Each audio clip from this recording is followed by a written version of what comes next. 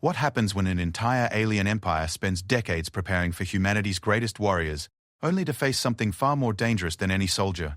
What happens when they discover that Earth's most terrifying weapon isn't advanced technology or military might, but the quiet determination of someone who has already lost everything and has nothing left to prove? The Zephyrian Collective thought they understood humans. They studied our wars, analyzed our tactics, and prepared countermeasures for our finest military forces. They built defenses against our strongest weapons and strategies to counter our most brilliant generals. But they made one fatal mistake.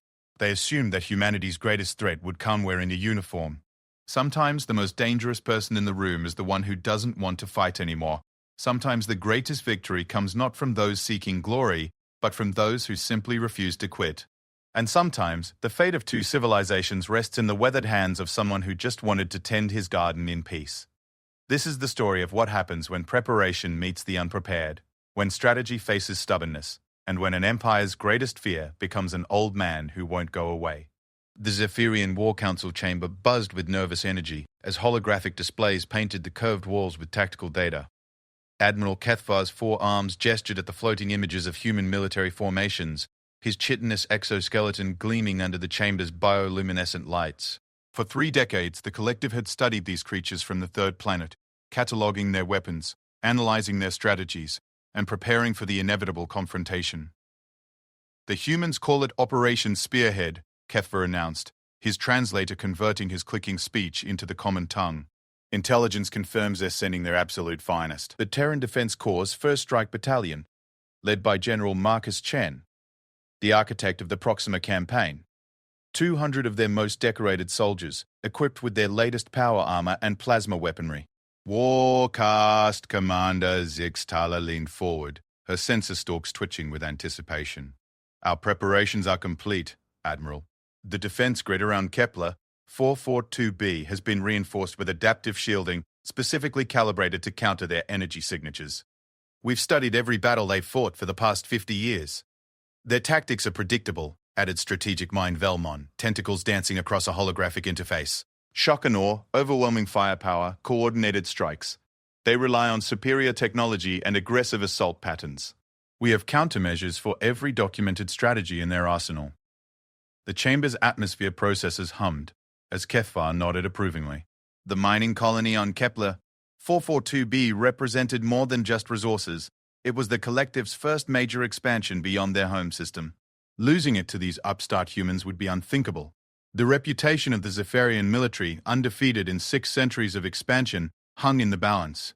"Show me the defensive positions," Kethvar commanded. The hologram shifted, displaying the mining colony's layout. Automated turrets bristled from every strategic point, their targeting systems programmed with human movement patterns and weapon signatures. Underground bunkers housed elite warrior caste soldiers, equipped with weapons designed specifically to penetrate human armor. Energy barriers created overlapping fields of protection around critical infrastructure. The moment their dropships enter orbit, they'll face a storm of fire unlike anything they've encountered. Zixtala explained with pride. We've prepared for their famous thunder runs, their urban warfare tactics, even their unconventional assault methods. This General Chen will find his reputation means nothing here. Meanwhile, 12 light-years away, retired Sergeant Major Thomas Tank Murphy stood in his kitchen, staring at the military transport parked in his driveway through the window above his sink. The coffee in his weathered hands had gone cold while he watched the uniformed officers waiting patiently by his front door. At 68, Tank had hoped his war days were behind him. His small farm on the outskirts of Denver had become his sanctuary, a place where the only battles involved weeds in his vegetable garden and occasionally stubborn livestock. The knocking came again, more insistent this time. Tank set down his coffee and walked to the door, his left knee protesting with every step, a souvenir from his last deployment. When he opened it, he found Lieutenant Colonel Sarah Martinez standing on his porch, her expression mixing urgency with reluctance. "Hello, Tank," she said quietly. "We need to talk." "Sarah." He nodded, recognizing his former commanding officer despite the additional stars on her uniform. "I figured this day would come eventually. Coffee?" Inside his modest kitchen, Martinez sat across from the man who had single-handedly held the line at the Battle of Titan Station, while her evacuation ship loaded civilians. Tank's hair had gone completely grey since then, and his face carried new lines, but his grey eyes held the same steady intensity she remembered. "The situation's complicated," Martinez began. sliding a classified folder across the table. The Zephyrian Collective has established a mining operation on Kepler 442b. It's in violation of the Galactic Accords, and they're refusing diplomatic resolution. Tank didn't touch the folder. Send the Marines. Send the First Strike Battalion. Hell, send General Chen and his whole dog and pony show. Why are you here bothering an old man who just wants to grow tomatoes? Martinez's jaw tightened. The First Strike Battalion was supposed to deploy 3 days ago. Their transport suffered a catastrophic engine failure during the jump. All hands lost. The kitchen fell silent, except for the tick of Tank's grandfather clock in the hallway. He finally reached for the folder, his calloused fingers flipping through satellite images of the alien mining facility. Defensive positions that would make even the most experienced military commander pause. Technology that looked decades ahead of anything in the human arsenal. They're expecting an army, Tank observed, studying the tactical assessments. Built their whole defense around stopping a major military operation. Intelligence suggests they've been preparing specifically for our first strike protocols for years, Martinez confirmed. They know our tactics, our weapons, our strategies. They're ready for everything we typically throw at them. Tank closed the folder and leaned back in his chair. But they're not expecting one broken-down old soldier who doesn't follow the playbook. The transport can have you there in 8 days, Martinez said. Light reconnaissance gear, minimal tech signature. The idea is to slip in quietly, assess their actual capabilities, and report back. No heroics required, just eyes on target. Through the kitchen window, Tank could see his garden. The tomatoes were coming along nicely, and the corn would need harvesting soon. His neighbor's dog, a golden retriever named Buddy, was sleeping in the shade of his apple tree. It was a peaceful life, everything he dreamed of during those long deployments in hostile space. What makes you think they won't detect me just like they would anyone else? Tank asked. Because you're not anyone else, Martinez replied. You've got something that can't be taught or programmed. The ability to adapt on the fly, to find solutions that don't exist in any manual. These aliens have studied our military doctrine, but they haven't studied Thomas Murphy. Tank stood slowly, his knee protesting again, and walked to the window. Buddy had wandered over to investigate a butterfly near the fence post. Simple pleasures, simple problems. The kind of life a man earned after giving 30 years to his country's service. The colony's population, he asked without turning around. 17,000 human civilians. Families mostly miners, support staff, children. Martinez's voice carried the weight of command decisions she'd had to make. The collective has given us 72 hours to acknowledge their territorial claim, or they'll consider the colonists' unlawful trespassers to be dealt with accordingly. Tank sighed, watching Buddy chase the butterfly in lazy circles. Some fights chose you, whether you wanted them or not. He thought about those families, probably going about their daily lives without knowing they'd become pawns in an interstellar standoff. Kids playing in schoolyards, parents working to build something new on a distant world, all of them counting on people like him to keep them safe. What's my extraction plan? He asked, still facing the window. There isn't one yet. This is strictly voluntary, Tank. If you go, you'll be completely on your own until we can mount a proper rescue operation. Tank turned around, meeting Martinez's gaze. You mean if I go, I might not come back? That's the reality, yes. The aliens had built their defenses assuming they'd face a coordinated military assault with predictable patterns and conventional objectives. Every gun emplacement, every sensor array, every defensive position was designed to counter what they expected humans to do. But Tank had spent 3 decades learning that the best way to win an impossible fight was to refuse to fight it the way your enemy expected. When do I leave? He asked. Martinez smiled for the first time since arriving. Transport lifts off at 0600 tomorrow. Tank, thank you. After Martinez left, Tank spent the evening on his porch, watching the sunset paint his fields gold. He called his neighbor, Mrs. Henderson, asking her to look after Buddy in the farm while he was away on business. The golden retriever seemed to sense something was different, staying close to Tank's chair as the night grew darker. At 2300 hours, Tank was still sitting there when his secure communicator chimed with an encrypted message. The Zephyrian Collective had issued an ultimatum. The human colonists had 24 hours to evacuate Kepler 442b or face the consequences of their illegal occupation. Tank looked at the stars scattered across the clear Colorado sky, wondering which one would be his destination. Somewhere out there, an alien empire was putting the finishing touches on their preparations to face Earth's finest military forces. They'd studied every human tactical manual analyzed every successful military operation, and built defenses specifically designed to counter humanity's greatest warriors. They were about to discover that sometimes the most dangerous enemy isn't the one you prepare for, but the one who doesn't care about your preparations at all. The stealth transport Whisper's Edge dropped out of hyperspace at the edge of the Kepler 442 system with barely a whisper on gravitational sensors. Tank had spent the 8-day journey studying every scrap of intelligence on Zephyrian technology and tactics. But more importantly, he'd been thinking about the problem from angles that military planners rarely considered. Captain Rebecca Singh, the Whisper's commanding officer, found him in the observation deck as they approached the outer planets. Tank stood before the massive viewport, dressed in simple civilian clothes rather than military gear, studying the distant glow of the system's star. "We'll reach the deployment point in 6 hours," Singh reported. "The stealth pod is prepped and loaded with your requested equipment. I have to say, Sergeant Major, your gear list was unusual." Tank smiled, still watching the stars. "I bet it was. How many military advisors asked for a toolbox, camping gear, and a case of Earth whiskey? That would be 0, sir." "Until now." Singh paused, her expression growing serious. "The latest intelligence reports show they've increased patrols around the mining colony. Whatever they're expecting, they're taking it seriously." "Good. Means they're focused on the wrong thing." Tank turned away from the viewport. "Any word from the colony itself?" "Nothing direct. Long-range sensors show normal life signs and activity patterns. If the colonists know they're in danger, they're not showing it." Panic nodded. Panic would only make things worse, and there was still time to resolve this without bloodshed if he could find the right approach. The Zephyrian Collective had made this about territorial control and military superiority, but Tank suspected there might be other factors in play. On the Zephyrian command ship Relentless Claw, Admiral Kethvar reviewed the final defensive preparations with growing satisfaction. The human response was proceeding exactly as predicted. Long-range sensors had detected the approach of a single small vessel, obviously an advanced scout preparing the way for the main assault force. "Tactical assessment?" he asked Warcast Commander Zixtala. "The vessel matches known human stealth technology profiles," she reported. Her sensor stalks focusing on the holographic display. "Small crew, minimal armament, designed for reconnaissance and target marking. Exactly the precursor we expected before their main battle group arrives. Our response? We're tracking them, but maintaining the appearance of ignorance. Let them think their stealth technology is effective.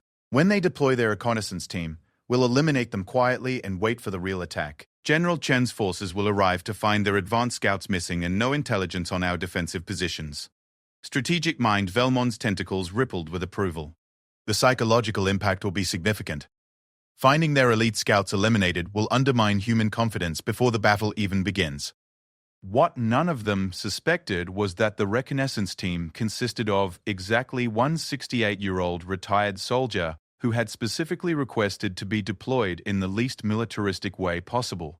Tank's stealth pod touched down in a heavily forested area 30 kilometers from the mining colony, just as Kepler 442b's twin suns were setting behind the mountains. The forest was eerily similar to the Colorado Rockies. Pine-like trees, rocky terrain, and clear mountain streams. It would have been beautiful if not for the circumstances. The pod's camouflage system activated, making it nearly invisible among the trees, while Tank unpacked his unconventional equipment. Instead of advanced weapons and military sensors, he'd brought basic camping gear, a comprehensive toolbox, medical supplies, and most puzzling to the mission planners, that case of premium Earth whiskey. Tank's first priority wasn't gathering intelligence on Zephyrian defensive positions, it was understanding why they were here in the first place. The mining colony represented significant resources, but the collective had crossed into human space to claim it, risking a major diplomatic incident. That suggested either desperation or something valuable enough to justify the risk. He spent his first night studying the local ecosystem, noting the unusual mineral deposits in the stream beds, and the way certain rocks seemed to emit a faint bioluminescent glow. By morning, he had a theory that would have surprised the Zephyrian command staff. The Zephyrian patrol found evidence of the human landing site on the second day, exactly as expected. Sensor-cased Scout Rickstill reported the discovery to her superiors with professional satisfaction. "Definitely human technology," she confirmed, examining the trace signatures left by the stealth pod. "They attempted to mask their landing, but our scanners are calibrated for their energy patterns. The scout team appears to be moving toward the colony using standard reconnaissance protocols." "Numbers?" asked Sixtala. Difficult to determine precisely, but thermal imaging suggests a small team, possibly 3 to 5 individuals. They're maintaining communication silence and using natural cover to approach the facility. What Rickstahl had actually detected were the thermal signatures from Tank's carefully placed campfires, designed to create the illusion of multiple individuals moving through the forest. Tank himself was already much closer to the mining facility, having taken a direct route that avoided all the sensor networks because it seemed too obvious for a trained military scout to attempt. Tank's approach to reconnaissance differed significantly from standard military doctrine. Instead of trying to infiltrate the heavily guarded mining complex, he set up observation posts in the surrounding hills and began studying the daily routines of both the human colonists and their Zephyrian watchers. What he saw confirmed his growing suspicions about the real situation. The Zephyrian forces weren't just occupying the mining colony, they were desperately trying to extract something specific from the site. Their mining operations ran around the clock, with obvious priority given to certain areas that seemed to contain unique mineral deposits. Meanwhile, the human colonists were being kept in their residential areas under what appeared to be protective custody rather than imprisonment. Tank spent 3 days observing before making his first direct move. On the 4th morning, he walked straight up to the mining facility's main checkpoint, hands empty and visible, wearing his civilian clothes and carrying nothing more threatening than his toolbox. The Zephyrian guards were so surprised by his direct approach that they almost forgot to raise their weapons. Scout Lieutenant Yexron stared at the approaching human through his targeting scope, trying to understand what he was seeing. "Command, this is Checkpoint 7, he reported. "I have a single human approaching on foot, no weapons visible, no tactical gear, appears to be... elderly?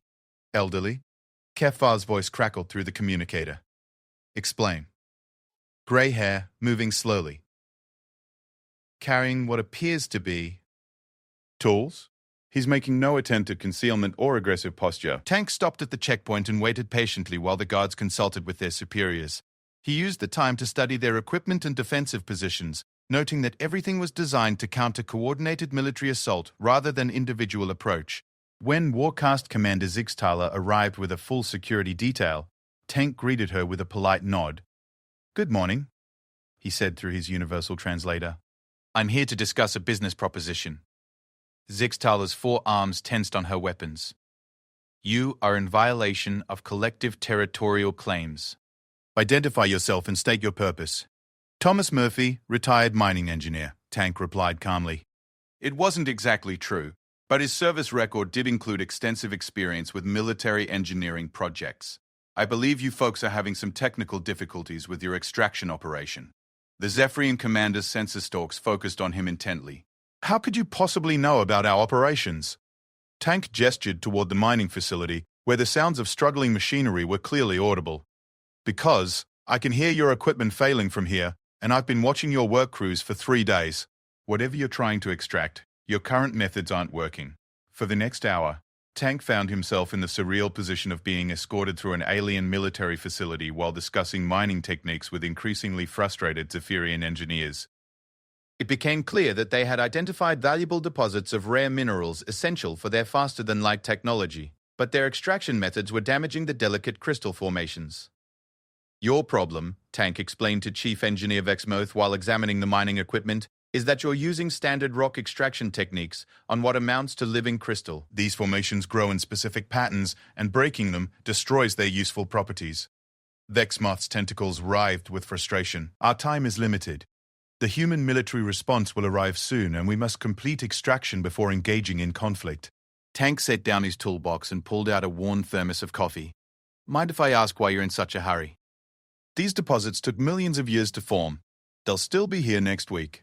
Our home system's primary hyperspace beacon is failing," Vexmoth admitted, surprising the security guards with his candor. "Without these crystals to repair it, our entire civilization could be cut off from the galactic community. We have perhaps 60 days before complete system isolation." Tank sipped his coffee thoughtfully. Around them, Zephyrian workers struggled with equipment designed for conventional mining, watching helplessly as priceless crystal formations crumbled under their tools. The human colonists were safe in their quarters, but tension filled the air as everyone waited for the military confrontation that seemed inevitable. "What if I told you there was a way to extract what you need without conflict?" Tank asked finally. "A way that doesn't involve anyone getting hurt, and maybe even benefits both our species?" Zixtala stepped forward aggressively. Human trickery will not. Not trickery, Tank interrupted, pulling out his case of whiskey. Negotiation. See, the thing about humans is that we're not just warriors, we're also traders, engineers, problem solvers. Sometimes the best way to get what you want is to ask nicely and offer something in return. He opened the case, revealing bottles of premium earth whiskey, alongside detailed technical specifications for crystal extraction techniques developed in Colorado's mining industry. Your people have been preparing to fight our military, but you never prepared to deal with our engineers. And you definitely never prepared to deal with someone who understands that sometimes the best victory is when everybody gets what they need. Admiral Kethvar received reports of the situation with growing confusion. Instead of the coordinated military assault he'd prepared for, his forces were dealing with a single human who seemed more interested in discussing mining techniques than gathering intelligence. His carefully laid plans assumed an enemy that would act predictably, not one who completely ignored military protocol. He's been here for 6 hours, Zixtala reported. Our engineers are actually listening to his suggestions. Chief Engineer Vexmoff believes his extraction methods might preserve the crystal integrity we need. And the main human assault force? Kethvar demanded. No sign of them, sir. Long-range sensors show no approaching battle groups, no military buildup, nothing consistent with an impending attack. For 3 decades, the collective had studied human military doctrine, but they had never considered that humanity's response to territorial disputes might involve sending a retired soldier with a toolbox and a bottle of whiskey to work out a mutually beneficial arrangement. Tank spent the evening in the facility's temporary quarters, sharing his whiskey with Zephyrian engineers while they discussed extraction techniques and the broader implications of the current crisis. What emerged was a picture very different from the military standoff both governments had expected. The Zephyrian collective wasn't an expansionist empire seeking conquest. They were a civilization facing potential isolation due to technological failure. The human colonists weren't illegal occupants. They were experienced miners who could potentially solve the extraction problems that Zephyrian technology couldn't handle. And the mining facility itself wasn't a strategic resource worth fighting over. It was a potential foundation for cooperation that could benefit both species. As Tank prepared for sleep in his simple quarters, his communicator chimed with a message from the Whisper's Edge. Admiral Kethvar wanted to meet with him in person to discuss what the Zephyrians were calling alternative resolution protocols. Tank smiled, looking out his window at the twin moons rising over the mining facility.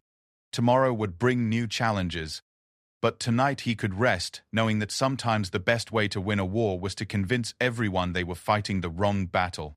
Admiral Kethvar stood in his command chamber aboard the Relentless Claw, studying reports that defied every strategic principle he'd learned in 2 centuries of military service.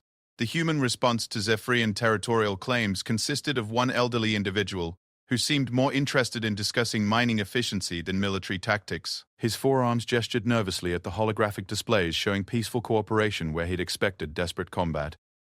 "Explain this to me again," he demanded of Warcast Commander Zixtala. The human military response is a single retired engineer who wants to help us extract crystals more effectively.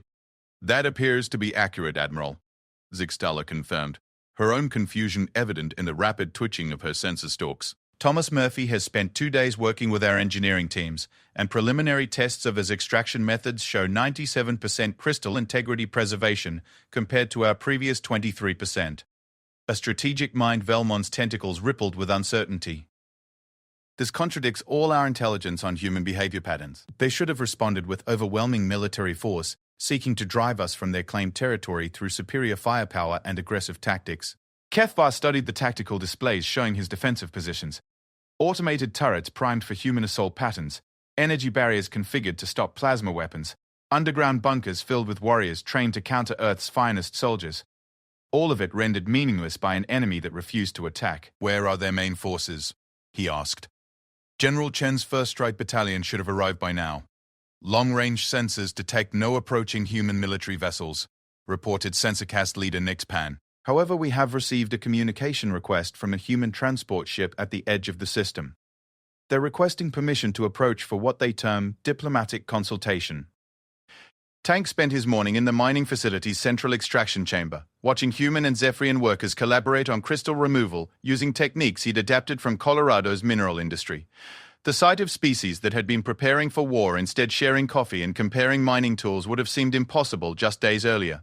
Dr. Elizabeth Chen, The mining colony's administrator, and, coincidentally, General Marcus Chen's daughter, approached Tank while he supervised the installation of new extraction equipment. "Mr. Murphy," she said, still clearly confused by the entire situation, "I have to ask, are you really just a retired mining engineer, or is this some kind of elaborate military intelligence operation?" Tank smiled, adjusting a crystal extraction probe with the same care he'd once used on military equipment. "Doctor, I've been a lot of things in my life. Soldier, engineer, farmer, and right now, problem solver. Sometimes the best way to handle a crisis is to figure out what everyone actually needs instead of what they think they want. And what did the Zephyrians actually need? Same thing every civilization needs, a future for their people. They weren't trying to steal our territory or start a war. They were trying to save their civilization from technological collapse." Tank gestured toward the carefully extracted crystals that glowed with soft bioluminescence. "These aren't just valuable minerals to them. They're the key components for the hyperspace beacon that keeps their home system connected to the rest of the galaxy." Dr. Chen watched Zephyrian and human technicians working side by side, sharing techniques and troubleshooting equipment problems together. "So instead of fighting over who controls the mining rights, you convince them to work together." "I convinced them that cooperation gets everybody what they need faster and cheaper than conflict," Tank corrected. "The Zephyrians get their crystals extracted properly, we get to keep our colony, and both species learn something about each other in the process." Admiral Kethvar's meeting with Tank took place in the mining facility's main conference room, with representatives from both species present. The Admiral arrived expecting military negotiations with a human commander, but found himself facing a grey-haired individual in civilian clothes who offered him coffee and asked about Zephyrian family structures. "You are not what we prepared for," Kethvar admitted through his translator, accepting the offered beverage with 2 of his 4 hands. "I imagine not," Tank replied, settling into his chair with the casual ease of someone comfortable in any situation. "You spent 30 years getting ready to fight our military, but nobody thought to prepare for our diplomats, engineers, or regular people who just want to solve problems. Our intelligence indicated that humans respond to territorial disputes with immediate military action." Strategic Mind Velmont interjected, his tentacles curling with frustration. "Every conflict we studied showed the same patterns: overwhelming force, aggressive tactics, technological supremacy. That's what happens when politicians and generals run out of other options. But most humans prefer not to fight if we can avoid it. We'd rather build things than blow them up, and we'd rather make friends than enemies if we can manage it." The conference room fell silent as both species representatives absorbed this perspective. Kethvar studied Tank intently, searching for signs of deception or hidden military purpose. "You came here alone, with no weapons, no support, and no apparent plan beyond offering assistance," the Admiral observed. "This behavior pattern exists nowhere in our strategic assessments. Because your strategic assessments were written by warriors studying other warriors," Tank explained. "But humans aren't just fighters, Admiral. We're builders, explorers, engineers, farmers, teachers, parents. Most of us spend our lives trying to make things better for our families and communities. The military stuff only happens when diplomacy fails." Chief Engineer Vexmoth entered the conference room carrying a sample case of extracted crystals. His usual frustrated demeanor had been replaced by something resembling excitement. "Admiral," he reported, "the human extraction methods have yielded sufficient high-grade crystals to completely repair our hyperspace beacon, with surplus remaining for future maintenance cycles. Moreover, the human colonists have expressed interest in establishing a permanent trade relationship for continued crystal supply." Tank smiled at the surprised expressions around the table. "Turns out when you explain the problem to people instead of pointing guns at them, they generally want to help find solutions. The mining colony can process these crystals as part of our regular operations. We'd be happy to establish trade agreements that benefit both our civilizations. The crystals are valuable to you, but they're not essential for our operations here." Admiral Kethvar's strategic mind began processing this new information. Instead of a costly military occupation followed by ongoing resistance from human forces, the collective could establish peaceful trade relationships that would provide long-term crystal supplies while avoiding the expenses and risks of territorial conflict. "What would your government's response be to such arrangements?" he asked Tank. "Admiral, I'm a retired soldier, not a diplomat," Tank replied honestly. "But I can tell you that most humans prefer profitable trade relationships to expensive wars. When Captain Singh's transport arrives tomorrow, she'll have proper diplomatic personnel who can work out the official details.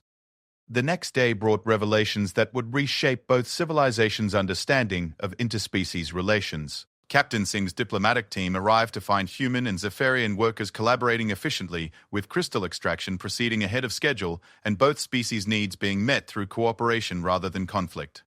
Tank stood in the mining facility's observation deck, watching the collaborative work below while Admiral Cathvar joined him for what had become their daily discussion session. "Our war colleges will study this situation for centuries," Cathvar admitted. "A single individual neutralizing preparations made by an entire military hierarchy through methods that appear nowhere in our tactical databases." "You want to know the secret?" Tank asked, sipping coffee from his worn thermos. "There isn't one. I just listened to what your people actually needed, instead of assuming I knew what they wanted." "Most conflicts happen because everybody's so busy preparing to fight that they forget to ask what they're fighting about." Through the observation deck's windows, they could see Zephyrian and human children playing together in the colony's recreational areas. Some of the Zephyrian families had requested permission to remain on Kepler 442b to oversee the ongoing crystal extraction operations, leading to the establishment of the first permanent mixed-species community in known history. "The Collective's Leadership Council has authorized me to offer you a position as cultural liaison," Kepler said. "Your insights into human psychology could prevent similar misunderstandings in the future." Tank shook his head with a smile. "Appreciate the offer, Admiral, but I've got a farm back on Earth that needs tending. My neighbor's golden retriever is probably wondering where I disappeared to, and my tomatoes won't harvest themselves. You would choose agricultural work over shaping interstellar relations?" "I would choose a quiet life after spending most of my years in places where quiet was hard to come by," Tank replied. "Besides, you don't need me to understand humans. You just need to remember that most of us are more interested in building good lives than fighting good wars." The formal treaties between the Terran Federation and the Zephyrian Collective were signed 3 weeks later, establishing trade agreements, cultural exchange programs, and mutual defense pacts. The crisis that had brought two civilizations to the brink of war became the foundation for unprecedented cooperation between species. Tank's transport departure was delayed by a ceremony honoring his contributions to peaceful resolution. Representatives from both governments presented him with medals and commendations, while the mining colony's residents gathered to thank him for preventing what could have been a devastating conflict. "The funny thing," Tank told Dr. Raxavay Chen as he prepared to board the transport, "is that your father probably could have solved this just as well if he'd been given the chance to talk instead of fight. Most military people understand that winning a war is usually less important than preventing one." "Will you stay in touch?" she asked. "This community we're building here could use advice from someone with your perspective." "You folks don't need my advice," Tank replied, watching human and Zephyrian families sharing meals in the colony's central plaza. "You've already figured out the important part, that different doesn't mean dangerous, and that most problems get smaller when people work on them together." As Tank's transport lifted off from Kepler 442b, he looked down at the mining facility that had become a symbol of cooperation between civilizations. The defensive positions that Admiral Cathvar had prepared with such care were being converted into infrastructure for the growing mixed-species community. Back on Earth, Mrs. Henderson met Tank at the spaceport with Buddy, who seemed genuinely excited to see him despite the 3-week absence. The golden retriever provided enthusiastic greetings while Mrs. Henderson updated Tank on the farm's status. The tomatoes had ripened perfectly, and she'd taken the liberty of harvesting the corn before the weather turned. Tank's small farm looked exactly as he'd left it, but the universe felt different somehow. News reports spoke of historic treaties and unprecedented cooperation between species, while analysts struggled to explain how a military crisis had transformed into a diplomatic success story. That evening, Tank sat on his porch with Buddy sleeping at his feet, reading messages from friends and former colleagues congratulating him on his brilliant strategic victory. The irony wasn't lost on him. He'd achieved what military planners had considered impossible by refusing to think like a military planner. His secure communicator chimed with a message from Lieutenant Colonel Martinez. "Tank, the President wants to offer you the Medal of Honor for preventing an interstellar war. Also, the Diplomatic Corps wants to recruit you for future crisis situations. Thoughts?" Tank looked out at his peaceful fields, then typed his reply. "Thanks, but no thanks. If anyone needs me, I'll be in the garden." The real victory here wasn't military. It was remembering that most problems have solutions if you're willing to listen and work together. That's not a special skill, Sarah. That's just being human. Above him, the stars twinkled in the clear Colorado sky. Somewhere among them, two civilizations were learning to build something together instead of tearing each other apart. And sometimes, Tank reflected, that was the most important victory of all. Buddy stirred at his feet, opening one eye to check that Tank was still there before settling back into comfortable sleep. In the distance, the golden retriever from next door barked once at some night sound, then fell silent. It was the kind of peace worth fighting for, Tank thought, not by conquering enemies, but by turning them into friends. The universe had prepared for humanity's greatest warriors, but sometimes what it really needed was humanity's greatest hope, the simple belief that most problems could be solved if people were willing to sit down together and figure things out.